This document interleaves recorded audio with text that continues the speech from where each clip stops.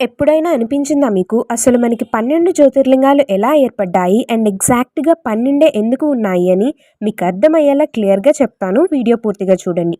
ఒకానొక రోజు బ్రహ్మదేవుడు అండ్ విష్ణుమూర్తి మనలో ఎవరు గొప్పవారు అనే విషయంపై వాదించుకుంటూ ఉన్నారు. ఈ తగాదా తారాస్థాయికి చేరినప్పుడు శివుడు వారికి తన అసలైన పరబ్రహ్మ తత్వాన్ని చాటి చెప్పాలనుకున్నారు. సో అప్పుడు శివుడు అనంతమైన జ్యోతి స్వరూపంలో ఆకాశం నుండి పాతాళం వరకు వ్యాపించి కనిపించారు. అప్పుడు శివుడు ఈ జ్యోతి యొక్క ఆది అంతము ఎవరు కనుక్కుంటారో వారే పరబ్రహ్మ అని ఒక పరీక్ష పెట్టారు. అప్పుడు విష్ణువు వరాహ రూపం ధరించి పాతాళం వైపుకు వెళ్ళారు. బ్రహ్మదేవుడు హంస రూపంలో ఆకాశం వైపుకు వెళ్ళారు. ఎంత వెళ్ళినా వెలుగు మాత్రం ఆగట్లేదు. విష్ణువు చాలా ప్రయత్నించినా జ్యోతిర్లింగానికి ఆద్యంతాలు లేవని గ్రహించారు. విష్ణువు నిజాయితీగా నాకు శివుని ఆది కనిపించలేదు అని ఒప్పుకున్నారు.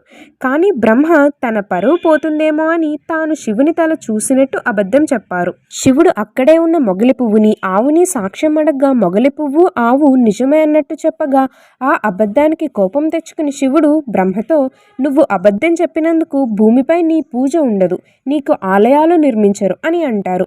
అందుకే నేటికి బ్రహ్మాలయాలు చాలా తక్కువగా ఉన్నాయి. అండ్ అలాగే నువ్వు అబద్ధం చెప్పినందుకు నిన్ను ఇకపై నా పూజలో ఉపయోగించరు అని మొగలి పువ్వుని శపించారు.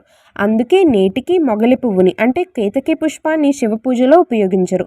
ఇక్కడ ఆవు తలతో అబద్ధపు సాక్ష్యం చెప్పినా తోకతో నిజం కాదు అన్నట్టు అడ్డంగా ఊపింది. అందుకే గోమాత ముందు భాగం కంటే వెనుక భాగానికి పూజలు ఎక్కువగా ఉంటాయి. అయితే ఈ టైంలో ఏర్పడిన ఈ పరమజ్యోతే భూమిపై 12 పవిత్ర స్థలాల్లో స్థిరపడింది. ఇవే 12 జ్యోతిర్లింగాలు. అండ్ శివపురాణం, లింగ పురాణంలో 64 జ్యోతిర్లింగాలు ఉన్నాయంట. కానీ 12 మాత్రం ఇంపార్టెంట్గా పూజిస్తామని ఉందంట.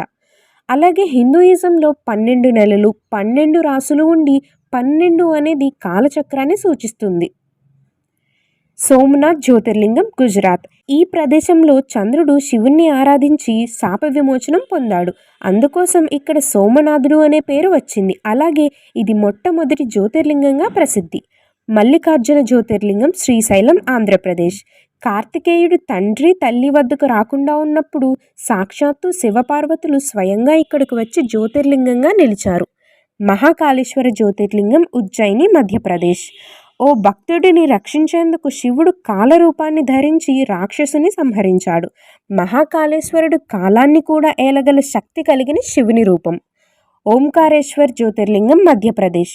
ఓ రాజు భక్తితో తపస్సు చేస్తే శివుడు ప్రీతిగా జ్యోతిర్లింగంగా మిగిలిపోయారు. నర్మదా నదీ తీరంలో ఉన్న ఈ క్షేత్రం ఓంకారేశ్వరుడి అండ్ అమలేశ్వరుడి ఆలయాల కలయిక. కేదార్నాథ్ జ్యోతిర్లింగం, ఉత్తరాఖండ్. మహాభారతం తర్వాత పాండవులు శివుని క్షమాపణ కోరితే శివుడు కేదార్నాథ్ లింగంగా దర్శనమిచ్చాడు. హిమాలయాల్లో అత్యంత పవిత్ర స్థలాల్లో ఇది ఒకటి. భీమశంకర్ జ్యోతిర్లింగం, మహారాష్ట్ర.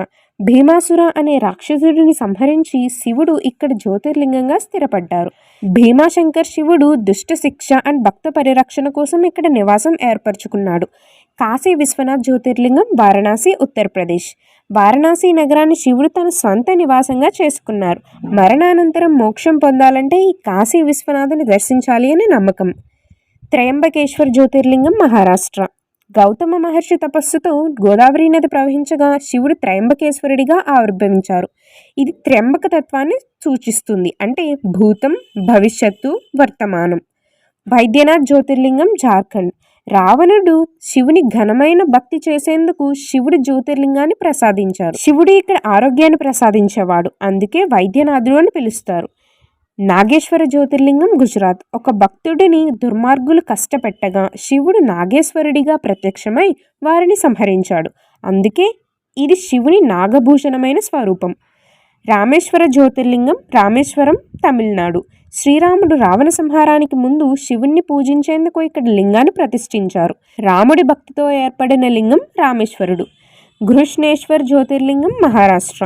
ఘృష్ణ అనే భక్తురాలి భక్తిని మెచ్చి శివుడు జ్యోతిర్లింగంగా వెలిశాడు. ఇది జ్యోతిర్లింగాల అంతిమ లింగంగా పరిగణించబడుతుంది. ఈ జ్యోతిర్లింగాలు శివుని విభిన్న రూపాలను, ఆయన శక్తిని సూచిస్తాయి. వాటిని దర్శించుకోవడం ద్వారా మోక్షం లభిస్తుంది అని అందరి నమ్మకం. ఈ వీడియోలో ఎంతో కొంత అర్థవంతమైన విషయం మీకు చెప్పాను అని అనుకుంటున్నాను. నచ్చితే లైక్ చేయండి, ఎక్కడైనా తప్పులు కనిపిస్తే కామెంట్ చేయండి, సరి చేసుకుంటాను. అండ్ అలాగే వీడియోని షేర్ చేయండి. మోస్ట్ ఇంపార్టెంట్, సబ్స్క్రైబ్ కూడా చేసుకోండి. మనం మళ్ళీ కలుద్దాం. Bye bye.